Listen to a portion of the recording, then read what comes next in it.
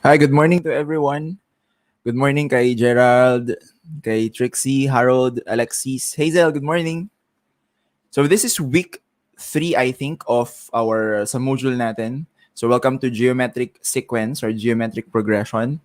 Pag-usapan natin ngayon yung mga nakasulat na objectives dun sa module nyo. Sorry, hindi ko nasulat dito sa presentation, pero pag-usapan natin ngayon ay good morning, Sir Henrich Yason. Magandang umaga. Dapat pala sinama natin si Sir Henrich dito, no? Okay, pag-usapan natin ngayon, geometric progression. Ano yung end term ng geometric progression? Paano yung pagkuha ng end term ng geometric progression? Faye, good morning. Abby, good morning. Also, pag-usapan din natin yung mga geometric means. Of course, pag-usapan din natin. Some problem solving.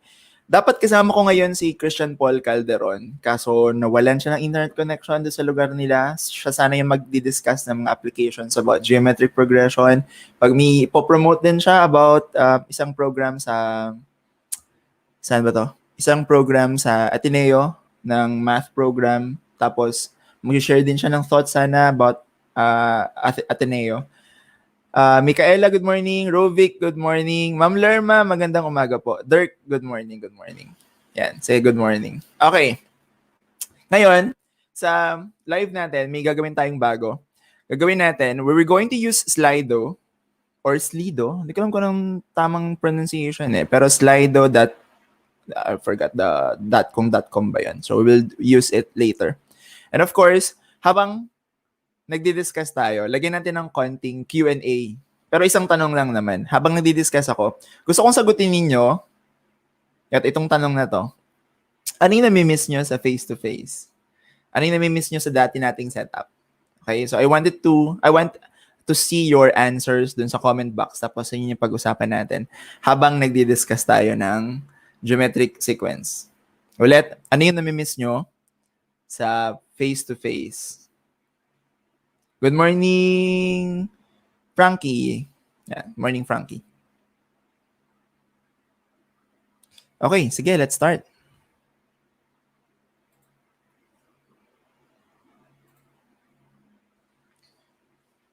So for geometric progression,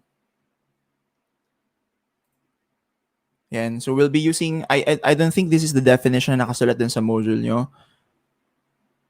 Yan. So geometric progression is a number sequence such that each term after the first term is obtained by multiplying the preceding term by a constant. So ang pinagkaiba nito sa arithmetic sequence, yung arithmetic kasi nag-add ka to get to the next. But for geometric, instead of adding, you're multiplying. You're multiplying any number. Pwedeng positive, pwedeng negative, pwedeng fraction, pwedeng decimal. Okay? So, ibig sabihin, kung positive yung minumultiply mo sa previous term, positive na whole number, mag-i-increase yung terms mo. Kung negative naman yon, alternating. Kasi una pa, nag-start ka sa positive and then multiply by negative, you will get a negative. And then multiply again by a negative, you will get a positive. Guys, wag nyo munang para mailagay ko lahat. Wag nyo munang pag sinabi kong pwede na mag-post ng sagot para wala akong ma-miss. Okay? Okay, yeah, yung actual tawanan sa room. May nakaka-miss nga talaga yan. Okay, mamaya, post nyo para maisa-isa ko. Okay. Kung fraction naman siya, fraction na less than 1, ayun, fraction. Proper fraction. Pababa ng pababa yung sequence or palit ng palit. Okay. The constant is known as the common ratio. Taliwas dun saan, di man taliwas. Sa arithmetic kasi, it's common difference. For geometric progression, it's common ratio.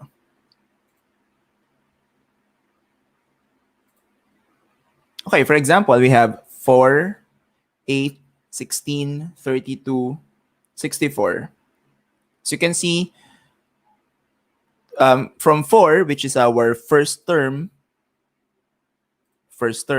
and then to get to 8, we multiply it by 2. To get to 16, we multiply it by 2 again. To 32, 64. So what will be our next, few terms? Ano yung next 3 terms? So after 64, we will have how many? What's the term after 64? Yan, sige, habang nag-aantay ako ng sagot. Sir, yung mga kwento nyo po and actual tawanan sa room. Hindi, actually, wag nyo lang i-focus sa akin ha. Ano yung mga namimiss nyo in general? Okay? Sabi naman ni Hazel, Sir, miss ko na pagtugtog nyo ng gitara. Miss ko na yung friend ko sa school. Okay. Sige, yeah, sabi ni Neil, it's 128. Very good. So, it's 128. What's next after 128? 128. And then, 256. And then, 512. Okay. So, sabi ni Trixie, 128 to 56, 512. Okay, very good. Okay, next. Okay, the common ratio is obtained by dividing any term after the first term by its preceding term. Common ratio R is given by R. Ito kasi ibig sabihin nito, A sub n plus 1. Ito yung next after A sub n. Okay? Now, the common ratio cannot take the values of 0 and 1. Bakit? Bakit bawal ang 0 at 1? Doon mo tayo sa bakit bawal ang 0.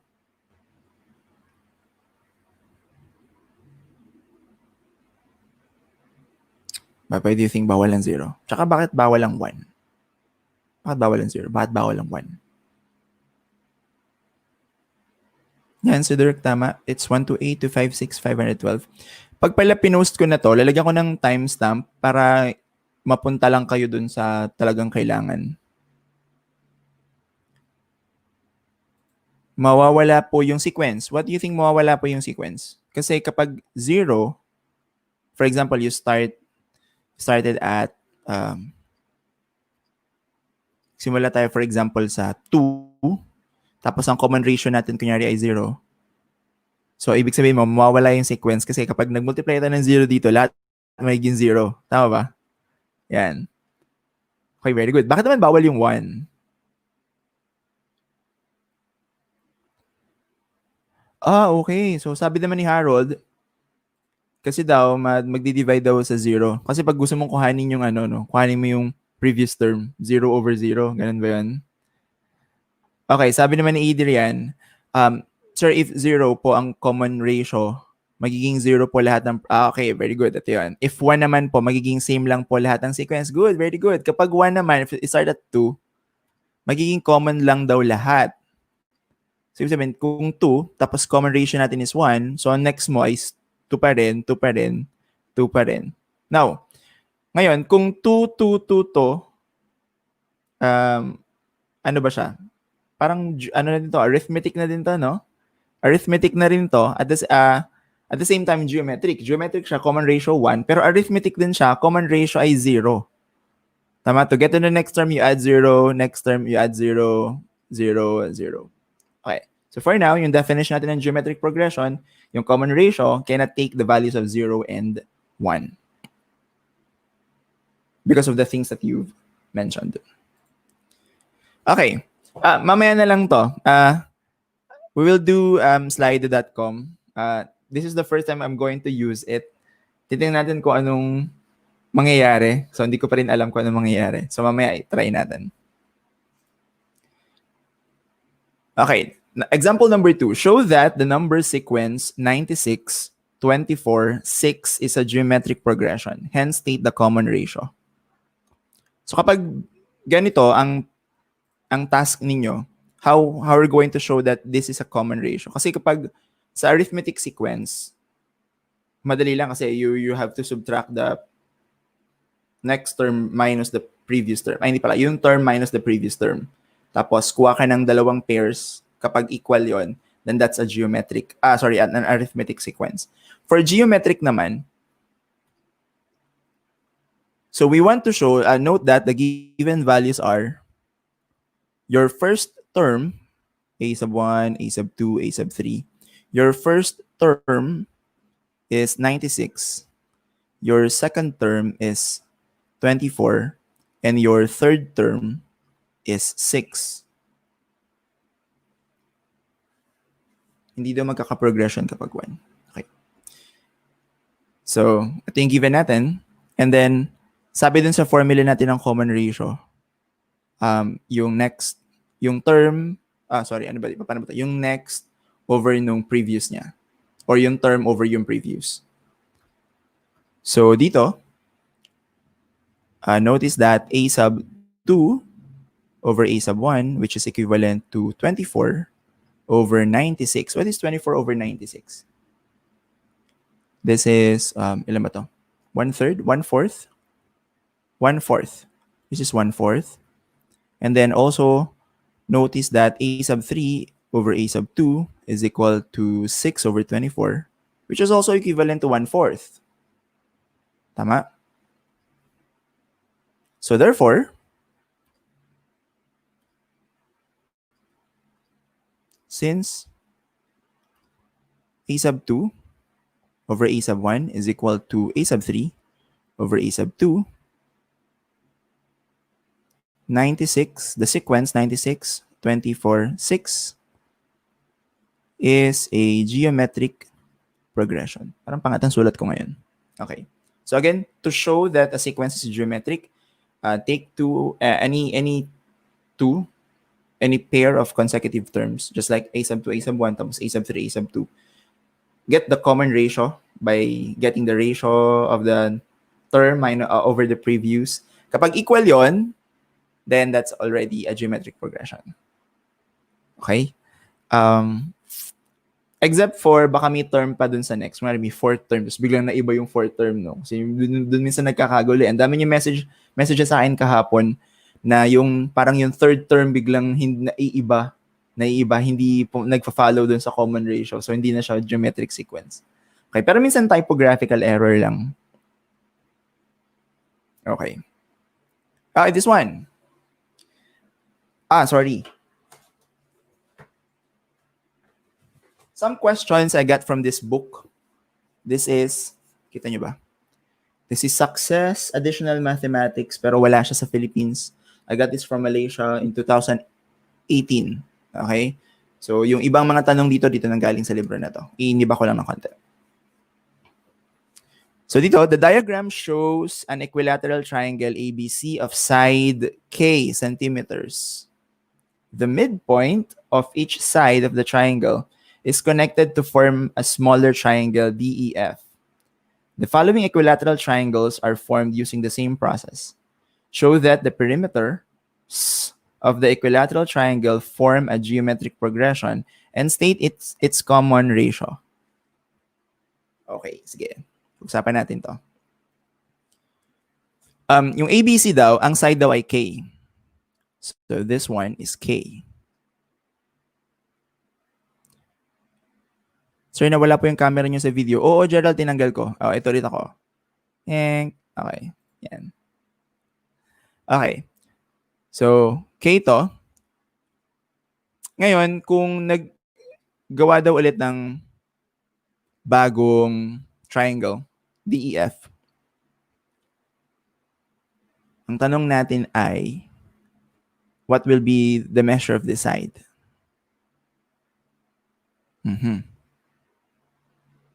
Anong measure nun? Pwede ba itong i-zoom? Yan, pwedeng i-zoom. Okay. Kung mapansin nyo, di ba kung equilateral to, remember yung geom? Nung grade 7 nata kayo. Hindi ko lang pala alam kung pwedeng mag-pen. Hindi pala pwede. So kung equilateral to, equal lahat yung sides tsaka yung mga angles. So this is 60 degrees. Ito 60 din. Tapos ito 60 din. Okay. Ngayon, yung nabuo, equilateral din. This one. Ay, paano pala natin mapakita na equilateral to? Kasi nga, geometry. Grade 9. How will we show na equal to? Na equilateral to? Sabi ni Vic daw, K over 2 daw.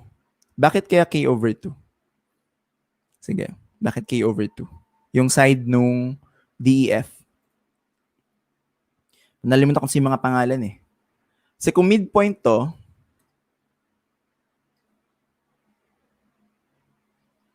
ay, sorry, nawala. Sige, 60.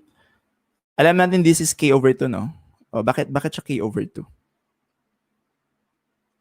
Sige, baka meron dyan. Bakit siya k over 2?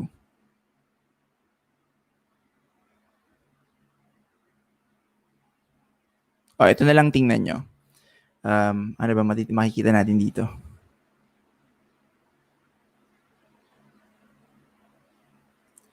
Parallel ba to? Is this parallel? Tsaka ito.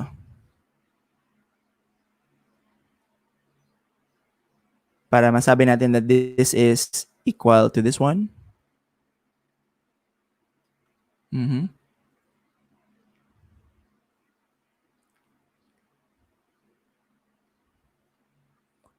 Sige, tama. K over 2. The side is k over 2.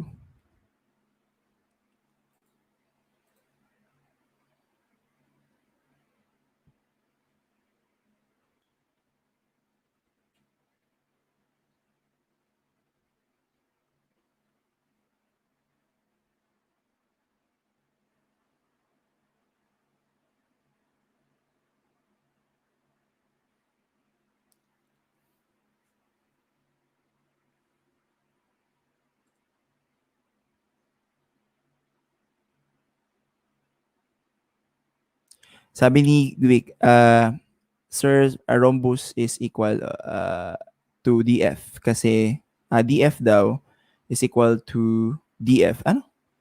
EB ba? DFEB po, sir, ay rhombus. DFEB. DFEB po ay rhombus.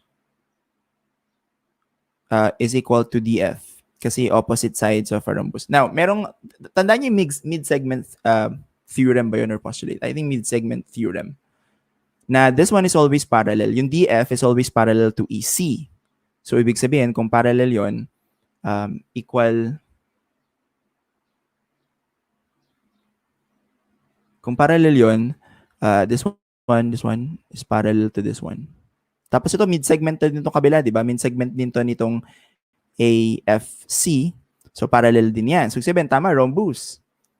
And this one is equal to this one. And this one is also equal to this one. Tama? B is half of K. Nawala na yung reasoning natin kung bakit half yun. Burahin ko muna lahat, Okay, burahin ko muna.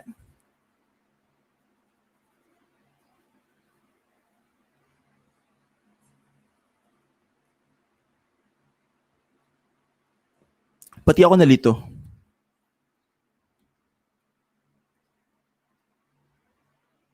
Okay, so again, this is K. This is K. Pabilis natin ng context, hindi man to drum. Ito K. Ito, K over 2. K over 2, tama? And then, itong mas maliit na to, doon na lang muna tayo. Itong mas maliit na to is K over 4. Tapos yung mas maliit is K over 8. So, dumatay sa K. So, kung K yon, yung kanyang perimeter ay K plus K plus K or 3K. So, 3K yung una. Tapos, ito, let's go to this one. DEF. K over 2 times 3. What's K over 2 times 3? It's 3K over 2. 3K over 2. What's next? Ito, itong maliit na to. Na ang side ay K over 4 times 3. It's 3K. Haba? 3K over 4. And then, yung isa naman ay K over 8 times 3. That's 3K over 8. Now, these are the perimeters. So, let's show that it forms a geometric progression. So, this is your first term, second term, third, and fourth. So, A sub 3 over A sub 2 is equal to 3K over 4 over 3K over 2, which is equivalent to 3K over 4 times 2 over 3K. So, cancel. Ito 2 na lang. This one is cancelled. So it equals 1/2. And then, a sub 2 over a sub 1 is equal to 3k over 2 over 3k, which is, of course, equivalent to 1/2. So, yan. Okay, tama si Neil. 3k over 2, 3k over 4, tsaka 3. O kaso lang baliktad, sala lang yung sulat. Dapat yung k katabi nung 3. Okay? Kasi baka interpret namin to as 3 over 2k. Okay? So let's have, anong next natin? Find the common ratio. The common ratio is 1/2. Okay. Okay ba yun? Any questions? So let's have this one. Okay, let's go back to the first example. Sabi natin is 4, 8, 16, 32, 64. This is your first term, second term, third, fourth, and fifth term.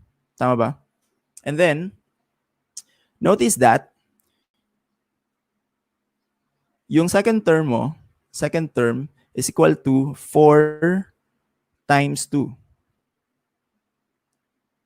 Yung third term mo is equivalent to 4, I'll just use that, times 2, say from the previous, times 2.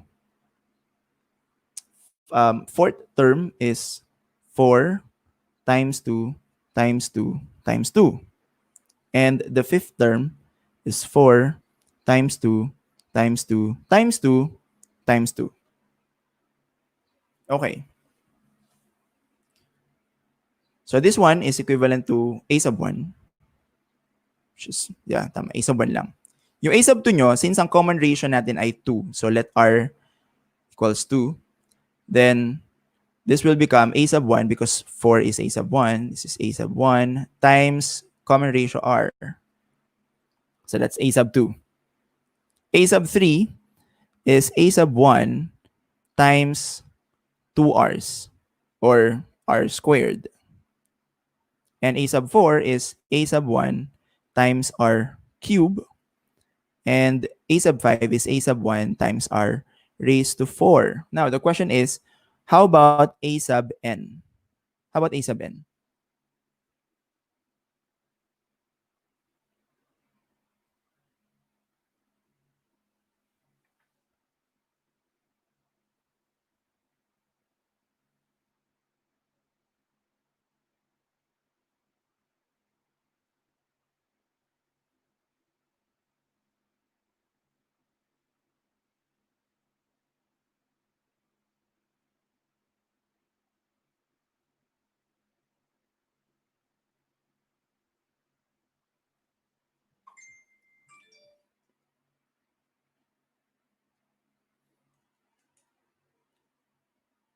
Sige, wala pang a sub n. Sige, habang nag-aantay tayo, pwede na kayong mag-post ulit ng ng mga, ano yung mga namimiss nyo sa face-to-face. So what is a sub n? So I want you to look at this one. Yung fifth term, dito 4. Okay, so yan na. At nagpakita na si Sir Jeff. Alam niyo ba si Sir Jeff, ini-invite ko siya sumama ulit dito sa StreamYard. Sumaglit lang daw si Sir Jeff. So a sub n, sabi ni Sir Jeff, is a sub 1. So I'll just write it here. A sub 1 times r, look at this, 4, siya ginamit sa 5, 3, 4. Remember, this is your n. Tama, to denote nth term. So, kung ano man yun nandito, you have to subtract 1. N minus 1. So, this is our formula. A sub n is equal to a sub 1 r raised to n minus 1.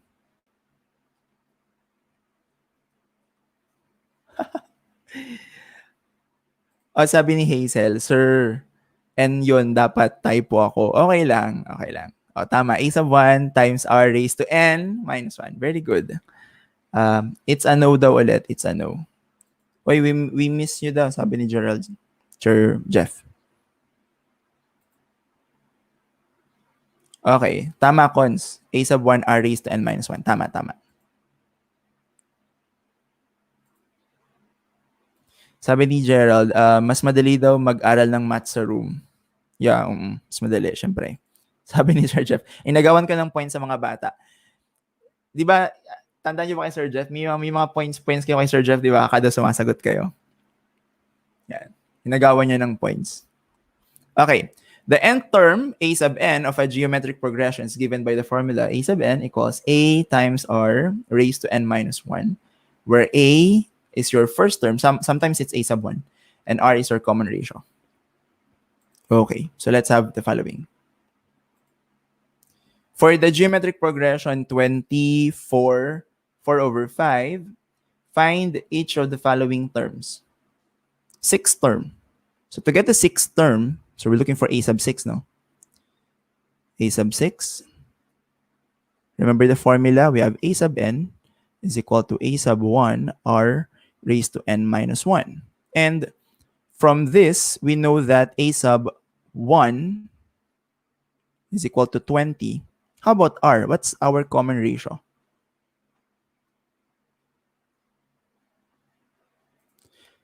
Sabi ni Harold, mas masaya daw mag-aral ng math sa room. Tama ba?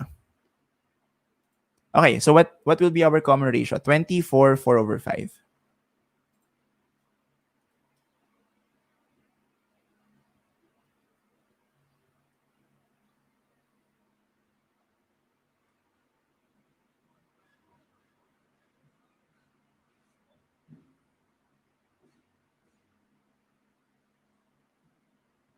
One over 5. Sabi ni, sino na una? Si Hazel. Oh, active ngayon si Hazel. 1 over 5. Tama. Cute. Tama. 1 over 5. Martin. Hello, Martin. Good morning. And Bea, it's 1 over 5. Very good. It's 1 over 5. So the common ratio is 1 over 5. And so let's substitute. We have a sub 6 is equal to a sub 1, which is 20, times 1 over 5. Oh, sorry. Should be 1 over 5. Eraser. 1 over 5 times 6 minus 1. Kasi n minus 1. So 6 minus 1 is 5. So the question is, what is 20 times 1 over 5 raised to 5? 1 over 5 raised to 5. Pwede naman compute yung 1 over 5 raised to 5 agad kung ano yung, ba't kinilig daw? Kinilig si Hazel. Bakit? Ano meron? Kay Harold? Sure. Okay, 1 over 5. So I suggest, ano ba mas madaling paraan para ma-solve itong 1 over 5? Kasi 1 over 5 raised to 5, ibig sabihin, multiply ko yung 5 na denominator, 5 times to itself. 5 times 5 is 25 times 5, 125 times 5. Ang dami na, no? So pauntiin natin. Kasi this is equivalent to 20 times 1 over 5 times 1 over 5 times 1 over 5 times 1 over 5 times 1 over 5. Ito, tanggalan na natin to. This will become 4. And then, this is 25, 25. So, 25 times 25. Okay. Kasi active daw si ano ngayon. Active naman si Hazel before, di ba? Sir, 20 times 1 over 5 muna. O, yan. O, tama. Cons. Yun muna. 20 over 1 over 5 muna. Tapos sabi ni Neil ay a sub 6 daw ay 4 over 625. Yeah, very good. 4 over 625. Kasi yung ang kaya lang natin multiply sa 5 hanggang 5 raised to 4 lang. Okay, so it's 4 over 625. Now, how about the 10th term? So 10th term, a sub 6 is equal to 4 over 625. So how about the 10th term? Dami, ba't ba ito naisip ko na example? Ang haba na i-multiply natin. Ano na lang natin, isulat na lang natin siya in terms of exponents. 10th term, 10th term. In terms of exponents na lang kasi ang haba eh. What is a sub 10? A sub 10. Ito ko lang susulat A sub 10.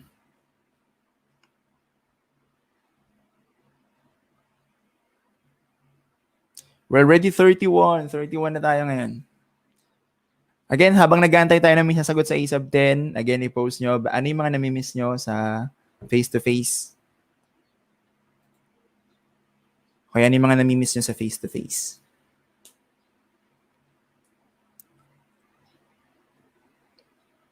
Sir Jeff, ano yung namimiss mo sa face-to-face? Sir, pwede po bang ganun din sa quiz? Exponents na lang din po. Sasabihin ko naman kung pwedeng exponents na lang. A sub 10, sabi ni Neil ay A sub 10 equals 4 over 5 raised to 8. Bakit raised to 8?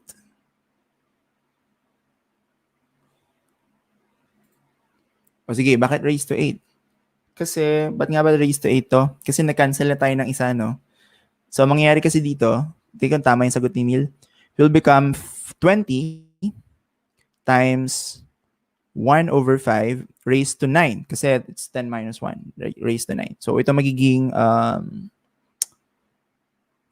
na lang. Tama? Tapos makukuha mo yung, ito 8 na lang to. Makukuha mo yung isang 1 over 5 dito. Kakancel siya. So, tama. So, the answer is A sub 10. Ang gulo na ng ating whiteboard. A sub 10 is equivalent to 4. Anong sabi ni Neil? 4 over, wait lang, nawala yung ano ko.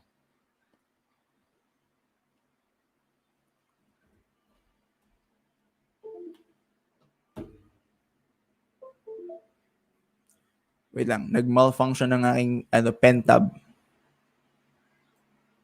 4, mouse muna to. 4 over, what's that? 4 raised to 5, 5 raised to, what's that? Raised to 8. Okay, so how about nth term? How about the nth term?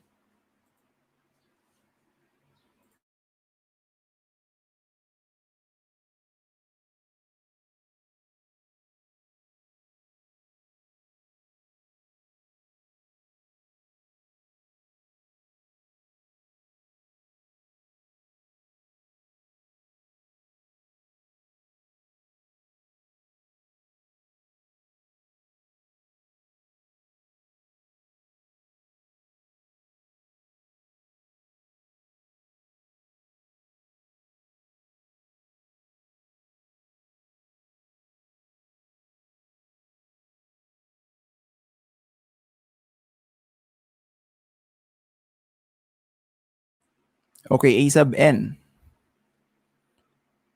Kapag nakakita kayo ng ganito, nth term, ibig sabihin nun, parang gagawin nyo ng formula. Oy, sorry, bumalik. Gagawin nyo ng formula yung situation. Kasi nth term yung tanong. So, burahin ko muna itong ibang parts. So, I'll be erasing siguro ito. Itong una. Pala, iba na lang color ang ginamit ko. No? Nabura ko na eh.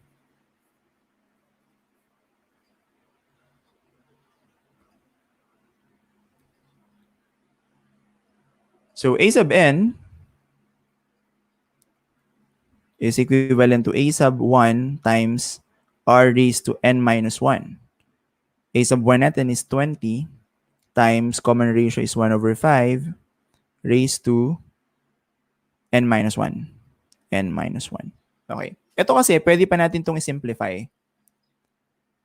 Remember laws of exponents? Kailan tayo nagma-minus?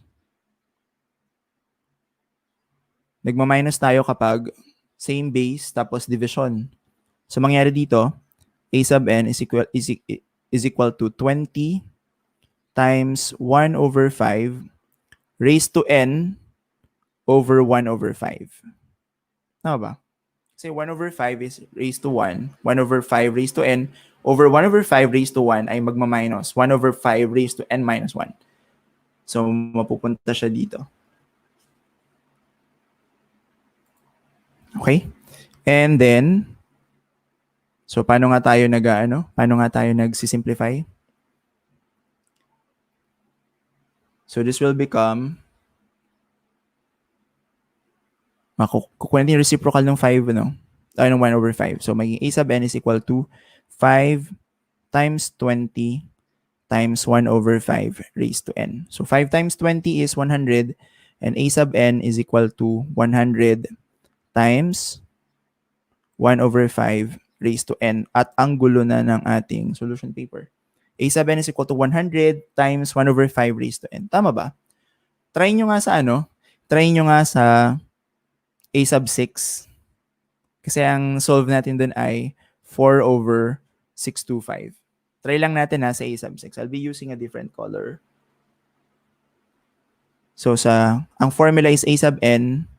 So kung a sub 6 yan, it's 100 times 1/5 raised to 6 kasi 6 naman yung 6 yung n natin.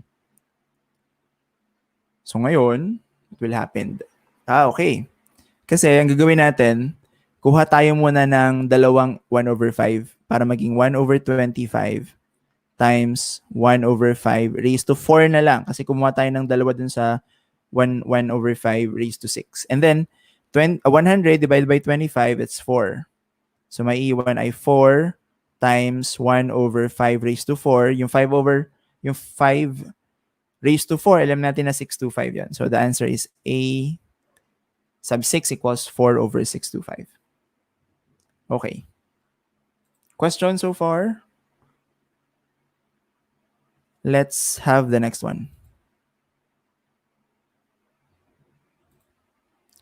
Okay. Find the geometric mean between 4 and 16. So nga, find the geometric mean between 4 and 16. Sabihin ni Jeff, for how many points yung mga ganun, Sir Jeff?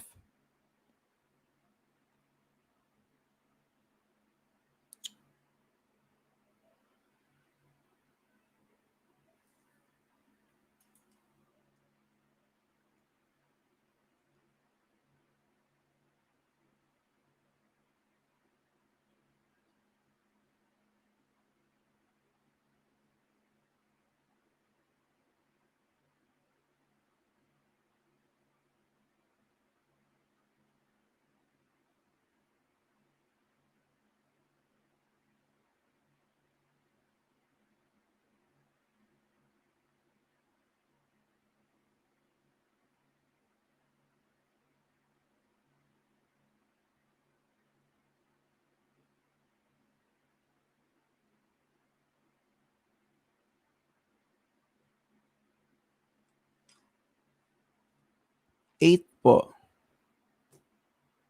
Sir, need po bang gawin yung exponent doon sa formula? Hindi po ba pwedeng n-1 pa rin? Depende sa teacher nyo. Sa akin, mas maganda sana na wala ng n-1 kung kayang i-simplify pa. Okay. Sir, 8 daw. 8. Sabi ni Hazel, 8. Sabi ni Faye, 8. Sabi ni Abby, 8. So let's see. The geometric mean between 4 and 16. So katulad ng sa arithmetic, ang geometric mean or means ay mga terms sa pagitan ng dalawang non-consecutive geometric terms. So dito, 4 and 16, hanap tayo sa gitna. So 4, tapos may blank dito, tapos may 16. So gawin muna natin yung medyo mahaba-habang way of doing this.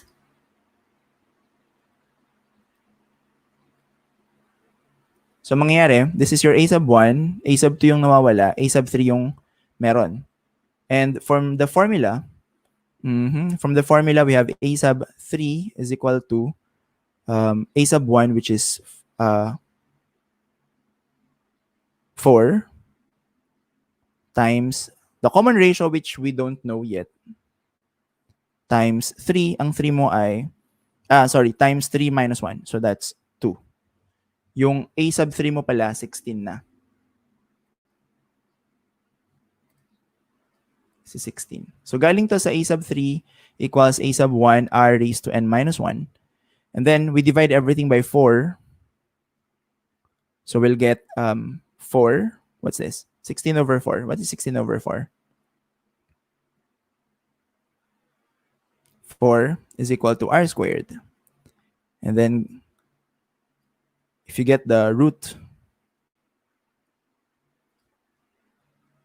get the square root of both sides, we'll get 2. Plus or minus 2 pala to, no? Equals r. So the question is, ano yung ilalagay natin? Kasi pwedeng dalawa yung sagot, no? 8 at saka negative 8. 8 at saka negative 8. So dito we'll get 8. Kasi kung r equals 2, then 8.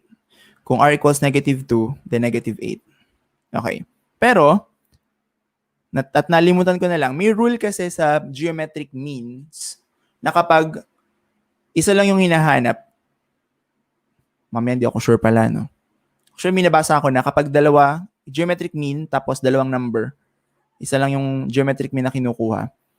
Kung pares positive yon, the geometric mean should be positive also then. Kung pares negative naman yung, kunyari, negative 4 tsaka negative 16, so definitely negative 8. Kung dalawa pares negative yung A at B mo, then negative din yung geometric mean. Okay. So notice that you can get the geometric mean 8. Okay, using the formula, wag natin lagyan ng wag nating i-solve muna to. So ang gawin lang natin, let's follow this solution. Sige, gamitin natin 'yan.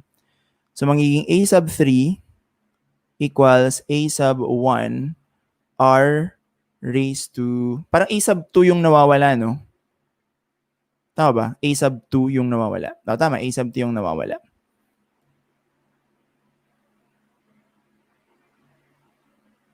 Okay. So kung a sub 2 yung nawawala, let's use the let's use the formula for the common ratio. Remember, it's a sub 2 over a sub 1, or pwede ring a sub 3 over a sub 2. Tapos alam natin na parehas yan kasi parehas ng common ratio yan. So mangyayari, a sub 2 over a sub 1 is equal to a sub 3 over a sub 2. Tapos you can cross multiply. So mangyayari, a sub 2 squared is equal to a sub 3 times a sub 1. And then let's get the square root of both sides. A sub 2 is equal to a sub 1 times a sub 3. Yung ibang libro na mababasa nyo, the geometric mean between two numbers a and b is equal to, so geometric mean, GM. So GM is equal to square root of AB.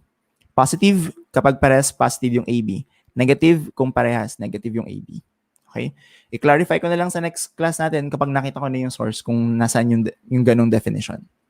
Okay. Well, anyway. So dito, let's use the formula. GM is equal to square root of 4 times 16. 4 times 16. 4 times 16 is 64. So square root of 64 is 8.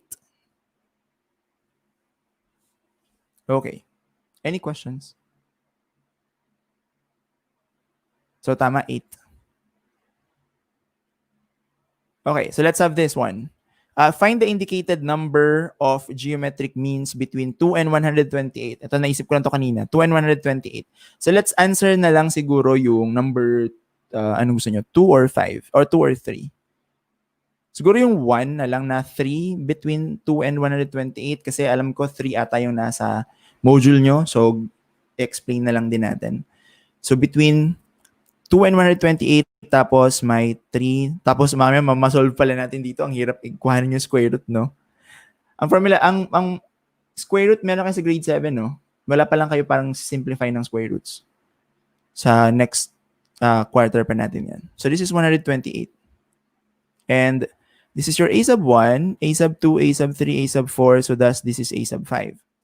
So, a sub 5 is equal to a sub 1 times r raised to 5 minus 1. So that's 4.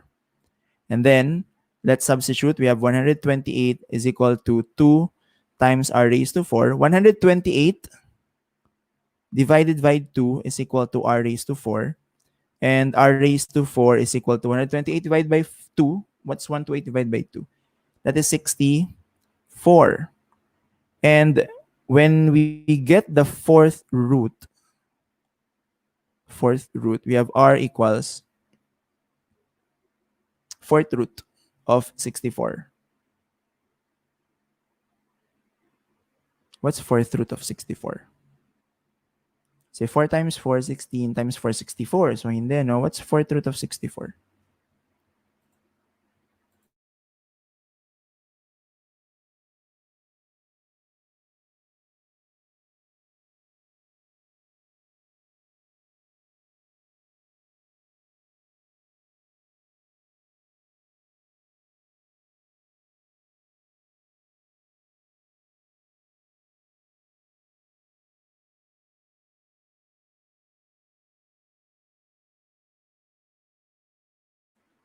Yan, ito yung mga problema sa nag-iimbento ng ano eh.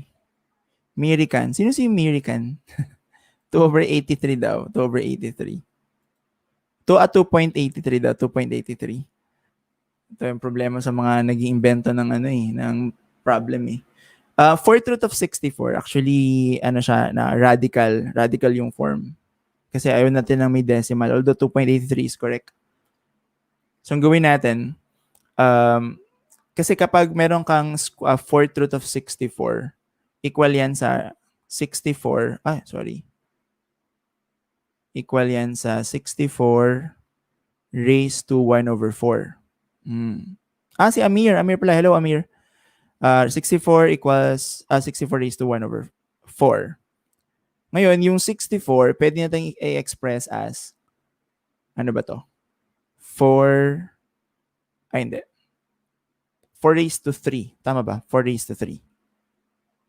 Kasi 3/4, no? Kapag 2, 2 raised to 6 ba? 2 raised to 6. 2 times 2, 4, times 2, 8, times 2, 16, times 2, 32, times 2, 64. So 2 raised to 6. So it's 2 raised to 6 times 1 over 4. So mangyayari dito ay maging 2 raised to 6 over 4, that's 3 over 2. So r is equal to 2 raised to 3 over 2. Ngayon, equal to sa, wala pa nga pala kayong ganito. This is equivalent to, ito, magiging index ng radical mo. So ito, kapag 2, more or less, more often than not, hindi din siya nilalagay kasi square root lang naman. And then 2, yung nasa numerator na 3, ginagawa natin siyang exponent nung nasa loob. Okay? And then it will become square root of 8. So the common ratio is square root of 8. Kapag ito lang sinolve natin na square root of 8. So what will be the next one? Kaso it's a plus or a minus. Nga pala, kasi fourth root fourth root. Plus or a minus. Sumunod tayo sa plus. If it's a plus, then the next term will be 2 square root of 8. The next term will be, look at this one. So medyo advanced, 2 square root of 8 times square root of 8. Ang mangyayari dyan, 2 times square root of 8 times 8, 64. So what's square root of 64? That is 8. So 2 times 8. 2 times 8 is equal to 16. So the next term is 16. Then to get to the next term, we have to multiply it again by square root of 8. So we'll get 16 times square root of 8 is 16 square root of 8. Now, testingin lang natin kung makukuha natin yung 128 kapag multiply natin yung 16 square root of 8 by square root of 8. 16 square root of 8 times square root of 8. Sabi ko kanina, it will become 16 times square root of 8 times 8. That is 64. Ang square root ng 64 ay 8. So 16 times 8. Is it 128? 48 ito for 8 times. What's 128? So tama. Ngayon, paano kung negative? What if negative 8? Square root of 8. So it will become 2. Negative 2 square root of 8. Tapos times negative square root of 8 ulit. So it will become positive 16. And then, times negative square root of 8. So it will become negative 16 square root of 8. And then times negative square root of 8, it will become positive 128. Okay. So assignment nyo na lang yung 3 at saka yung 5. Sorry, yung 4 at saka yung 5. Yes po, sir. Anong yes po, sir? Okay. Find the number of terms in the geometric progression. 81, 27, 9, 1 over 27. Medyo ang tagal na pala natin, no? Mag-1 hour na tayo. Find the number of terms in the geometric progression 81, 27, 9, 1 over 27. So, na 128 po. Okay, okay. Thank you, Gerald. So, pag number of terms naman yung tinatanong, kasi hanggang 1 over 27 daw. So, ilang terms daw meron yung geometric sequence to. Kasi itong ellipsis na dito, ibig sabihin, meron siyang mga terms in between na hindi natin alam kung ilan. So, bilangin natin. So, from the given values, we have a sub 1 equals 81. Tapos, yung last term natin is 127, 1 over 27. So, this is your last term. And your common ratio, kunin na lang natin from 9 over 27. Kasi 27 over 81, mag-simplify pa tayo. So, doon tayo sa 9 over, although 9 over 27, mag-simplify pa rin tayo. 9 over 27 is equal to, divide everything by the numerator and denominator by 9 or reduce this into lowest term, we'll get 1 over 3.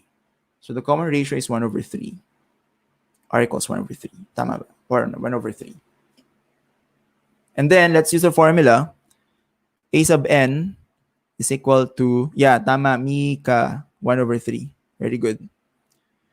A sub n is equal to A sub 1, R raised to n minus 1. And our A sub n is 1 over 27, equals A sub 1 is 81, times, common ratio is 1/3, raised to n minus 1. So, ito yung nawawala pa, n minus 1. Hindi pala, nawawala pala yung n. Kasi hindi alam kung ilan yun, no? Okay. So, ang gawin natin, anong pwedeng gawin dito para ma-solve natin si n? Any idea? Paano natin ma-solve si n? Kung grade 11 kayo, madali lang to kasi meron silang konsepto ng logarithm. Pero sa atin, dahil wala pa tayong konsepto ng logarithm, solve natin to ng ibang paraan.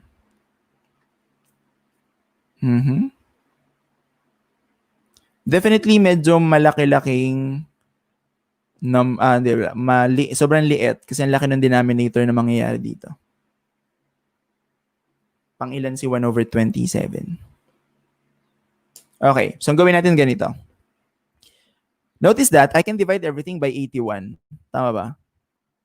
81, ito di-divide ko din sa 81. So, mangyayari, cancel yung 81 dito. Dito, sasama lang yung 81 dun sa 27 kasi magre-reciprocal.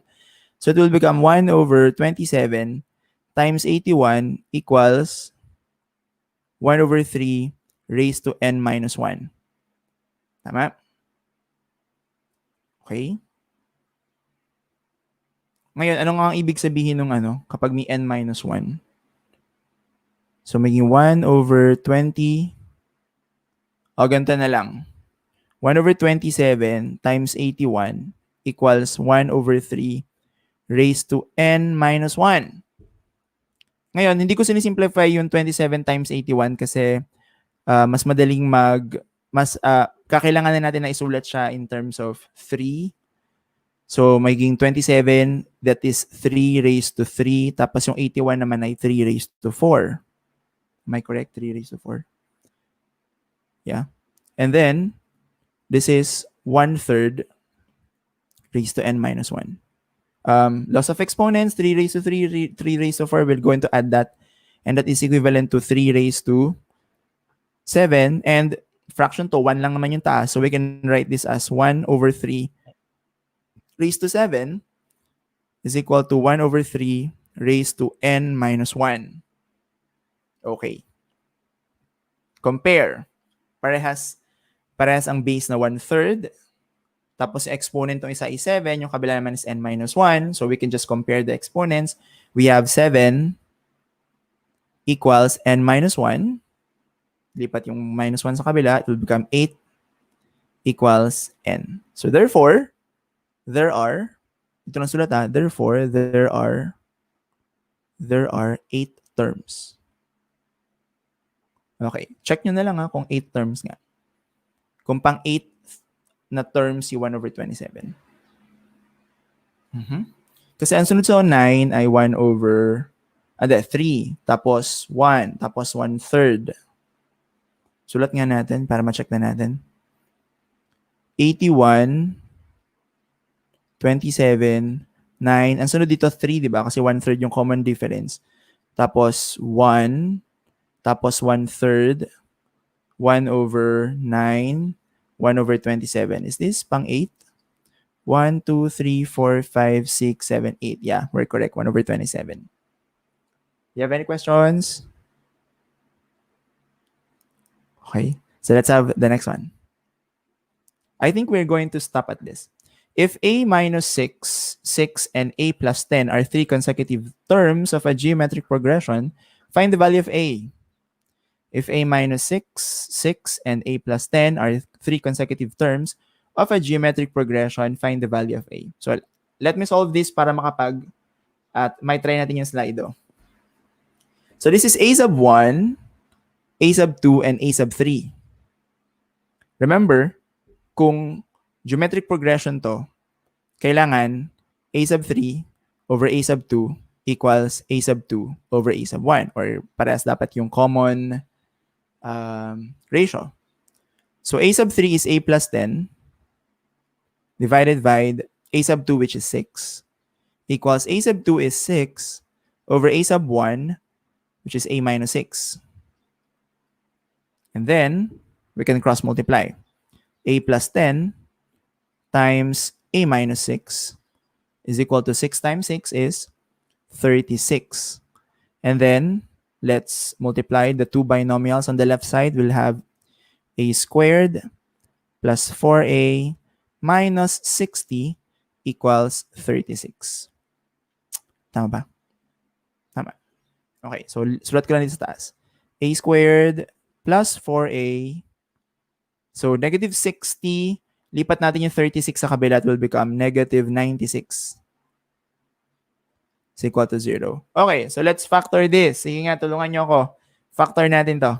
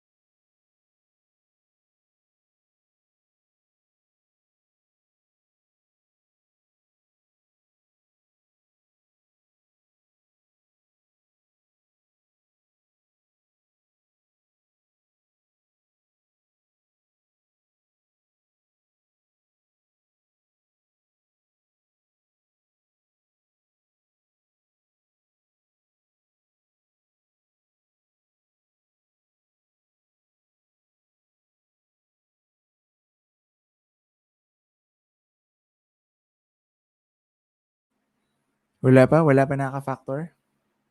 Factor a squared. Tama ba tayo? 4a. Kasi magma-minus yung 10 at saka 6. Minus 60, we'll go minus 96. What are the factors of that one? Mukhang wala pa. A plus 12, A minus 8. Yeah, very good. Si Mika. A plus 12 times A minus 8 po. Okay. So it will become... Whoops, sorry. Huwag na yan. Next time na lang yan. It will become A plus 12 times A minus 8 equals 0. From grade 9. Remember this? So by the zero product property, we have A plus 12 equals 0 or A minus 8 equals 0. So thus, A is equal to negative 12 or A equals positive 8. Ngayon, pares bang pwede? Kung negative 12, our sequence will become, kasi A minus 6 yung first term, no? So kung negative 12 yun, negative 12 minus 6, that's negative 18. And then 6, and then negative 12 plus 10 is negative 2. So we divide. Common ratio is, what's the common ratio? Negative 1/3. Tama ba? Common ratio is, yeah, negative 1/3. Kapag naman 8, a minus 6, it will become 2, 6, and then 18. So, common ratio naman natin dito ay, what's the common ratio? 6 over 3. Okay? So, thank you. Ngayon, let's go to Slido. Try natin yung Slido. So, I want you to join at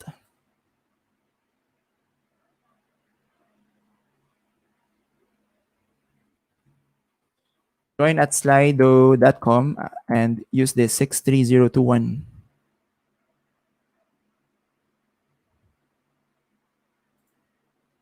So again, go to slido.com. Well, hindi ata kayo kailangan mag-sign in dyan.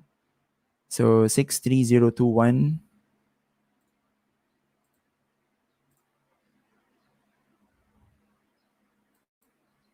Okay, so let's have the first question. Determine whether each of the following number sequence is a geometric progression. Mali pala yung tanong ko. Dapat pala, alin dyan ang geometric progression? So ulit, ang question ay, alin dyan ang alin dyan ang geometric progression? Okay. Again, join the poll at slido.com with number 63021. Ayun yung code natin.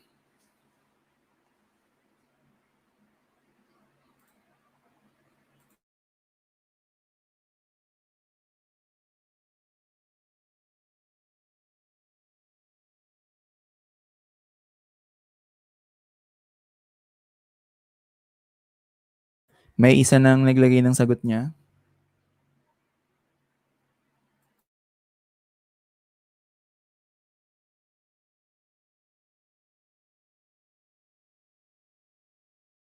Okay, tatlo na.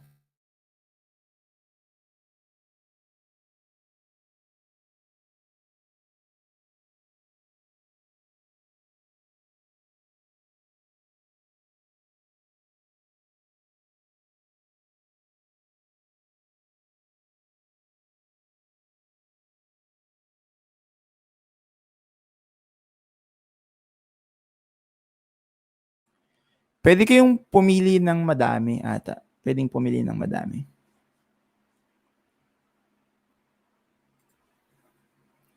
So, may 9 na yung sumagot. Ang pinakauna ay, so, may ibig sabihin, may nag-iisip na geometric yung first na 24/8/8 Pero minsan, hindi niya iniisip na yung next ay geometric din. So, humahabol yung pangalawa. Geometric din daw siya.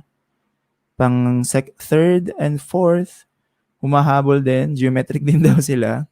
Okay, let's see. So, may 9% si yung isa. May bumoto sa kanya na 1, 2, 6, 24. 9%. Okay? So, ibig sabihin, yung may mga bumoto dun sa 1 pero hindi nila binoto yung 3, 4 o kaya yung 2. Kasi mababa yung percentage. The question is again, alin dyan yung mga geometric progression? Yan, namabol na yung ano.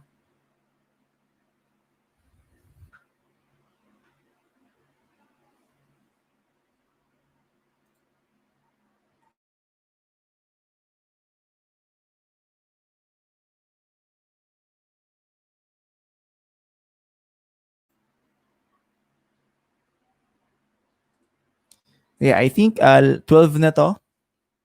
We have 24, so half na siya ng mga nag-participate. Sige, tingnan nga natin. Pwede ko bang ipakita yung sagot? Hoy, nabawasan. Oh, 12, nabawasan yung isa. Let's see kung pwedeng ipakita yung sagot. So, show correct answer. Yeah, okay. So, the first 4 ay geometric sequence. So, yeah, may bumoto doon na isa. Okay lang yun. Pero tapos may bumoto doon sa 1 tapos hindi nila binoto yung iba. Okay. Lahat, mga pera lang dun sa last one ay geometric sequence. Okay. Thank you for your participation. Let's now have the next question. So let's end this one. Ito. Isa lang yung sagot. Which of the following is a geometric sequence? Which of the following is a geometric sequence? Again, join at slido.com 63021.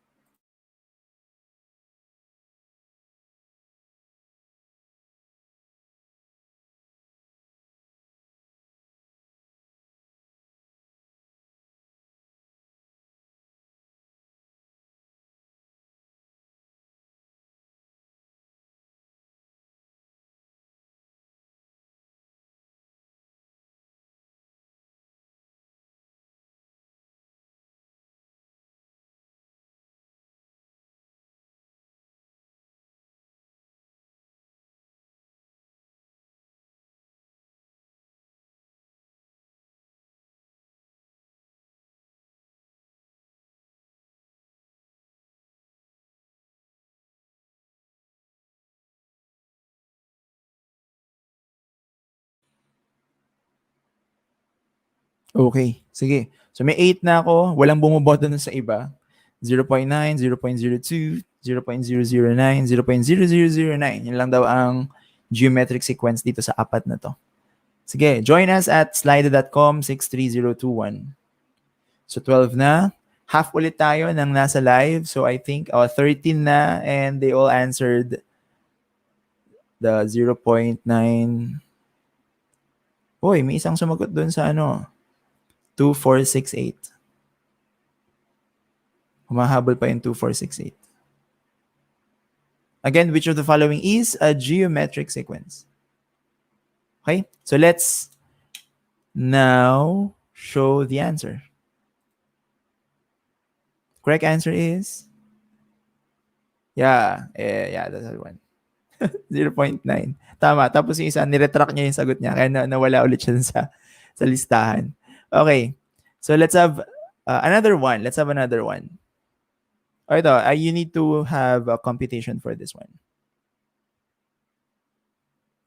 Find the first term of a geometric sequence with sixth term 1 over 81 and common ratio of 1/3. So yeah, find the first term of a geometric sequence with sixth term 1 over 81 and the common ratio of 1/3. Again, join us at slido.com 63021. Sige, habang nasagot kayo, sagutin niyo ulit yung tanong ko kanina. Ano yung mga nami-miss nyo sa face-to-face classroom natin? Again, find the first term of a geometric sequence with sixth term 1 over 81 and common ratio 1/3. Join us at slido.com 63021. Pero kailangan mag-compute dito. First term, sixth term is 1 over 81, common ratio of 1/3. So I think pwede kang bumalik. Tama, pwede kang bumalik. You go back.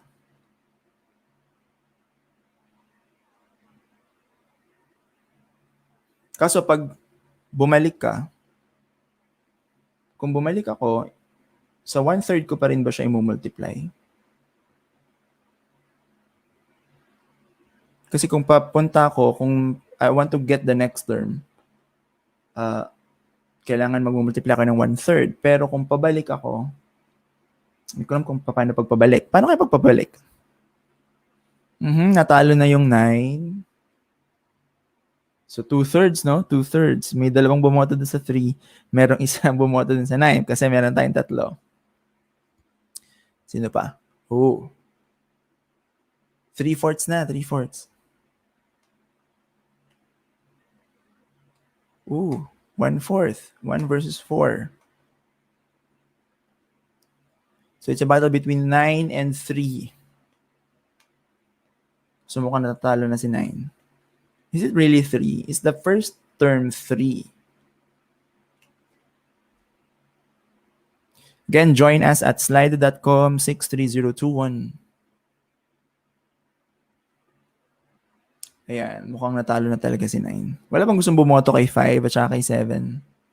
Kawawa naman yung 5 at 7. Dalawang favorite numbers ko pa naman yun, 5 at 7.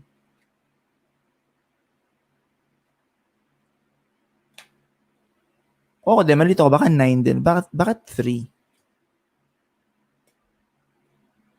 Bakit 3? So, we're still waiting for 1. Yan, 12 na. So, let's show the answer. Thank you for those who participated. Join us at slido.com 63021. And the correct answer is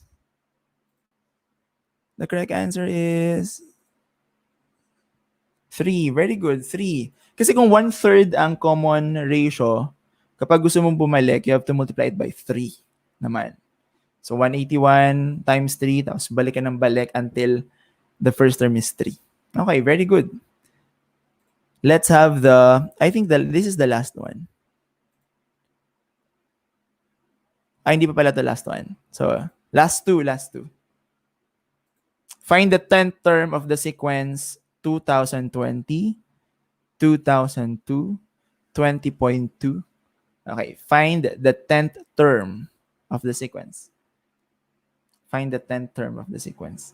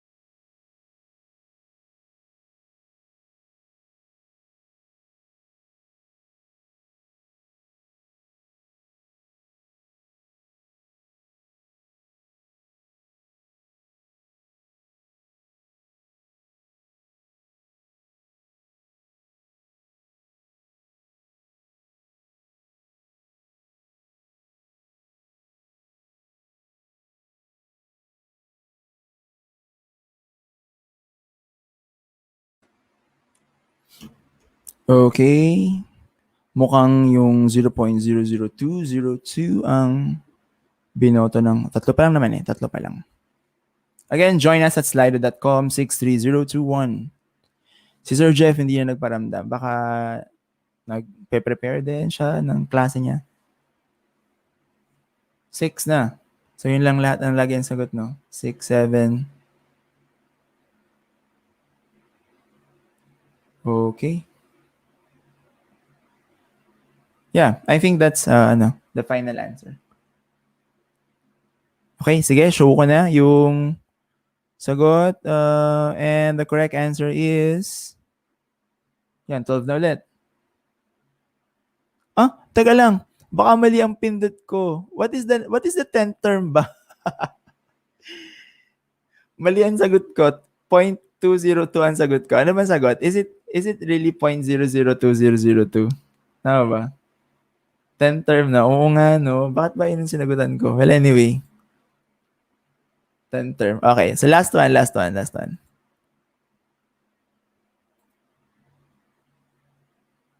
So if m plus 4, and 2m plus 2 are three consecutive terms of a geometric progression, find the value of m such that all three terms are positive. If m plus 4, and 2m plus 2 are three consecutive terms of a geometric progression, find the value of m such that all three terms are positive. Join us at slido.com 63021. Parang hindi ko pa ata nalagay yung tamang sagot dito. Well, sige. I'll just tell you the correct answer pag tapos na.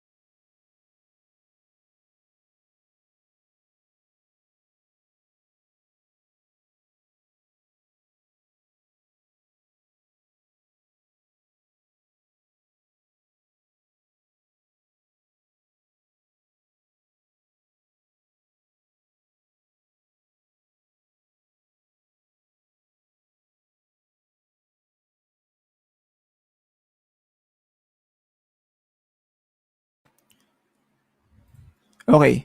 So, meron tayong tatlong sumagot. Lahat ng sagot nila ay 8.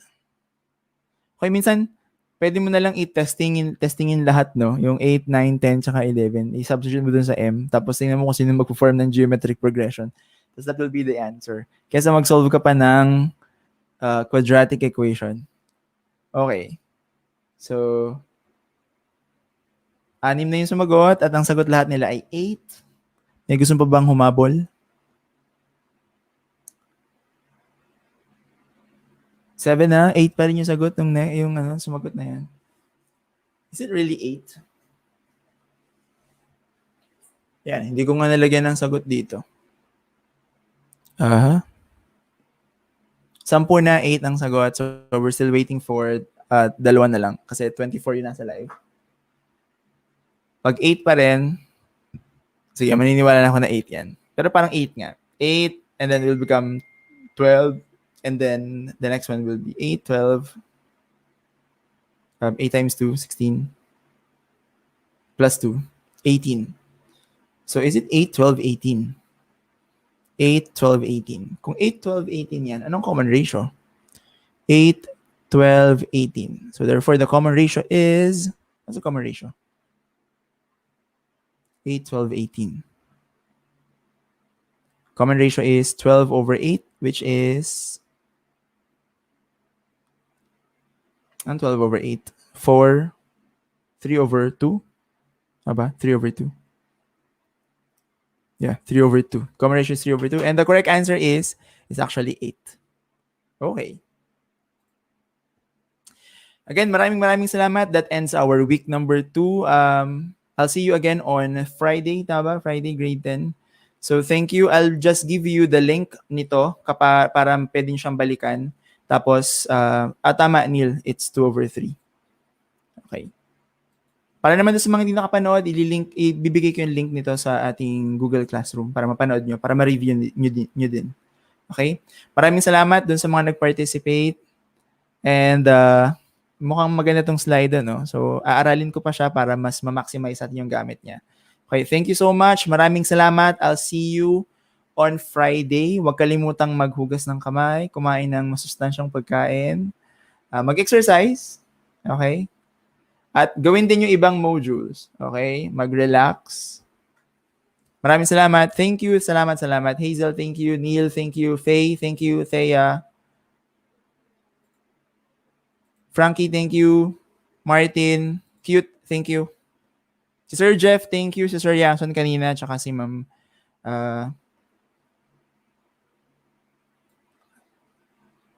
Mga pangalan ni Ma'am. Nalimutan ko na. Si Ma'am. Sino yung na-good morning kanina? Yan, si Ma'am Lerma. Sorry, si Ma'am Lerma. Thank you po. Thank you, yan. Thank you, Alexia. Salamat. I'll see you on Friday. Bye-bye.